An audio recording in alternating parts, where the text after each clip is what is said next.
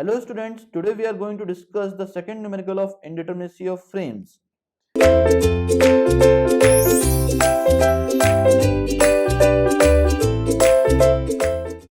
Question is written as find the static indeterminacy of the given structure. Now we need to find here the total static indeterminacy of the given structure, that is A, B, C and D. At support A there will be fixed support and at support D there will be hinge support. Now for the calculation of total static indeterminacy, we know the formula that it will be equals to the sum of external static indeterminacy plus the value of internal static indeterminacy. Okay. Now for the calculation of external static indeterminacy, we know the formula that is R minus S. Now what is R here? The number of external reaction. Now due to fixed support at A, there will be three reaction, that is one in vertical direction, one in horizontal direction and one in the form of moment. So there will be three reaction, that is vertical, horizontal and moment. Now at support D, due to hinge support, only two reaction will be possible, that is vertical reaction and horizontal reaction. Moment will be equals to 0 at hinge support. So there will only be two reaction, that is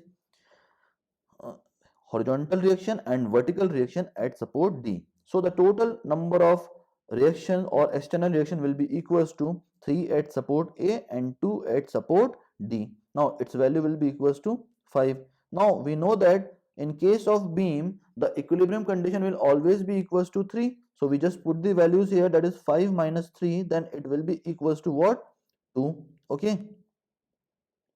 Now we know that for the calculation of internal static indeterminacy, the formula is 3C, where C is the number of cut required to open the loop, but no loop is forming in this frame. So the value of C will be equals to what? 0. So 3 into 0, it will be equals to 0. Now if we want to calculate the total static indeterminacy, then it will be the sum of external static indeterminacy plus internal static indeterminacy, and the value will be equals to 2. Now that will be the total static indeterminacy of this frame. Now if you want to use another formula or direct formula for the calculation of static indeterminacy, then it will be equals to 3C minus RR, where C is the number of cut required to obtain the cantilever structure. So here one cut is required to obtain the cantilever structure, so its value will be equals to 1. Now what is release reaction? The number of reaction to convert any support into fixed support. Support A is already fixed, so release reaction at support A will be equals to 0. Okay.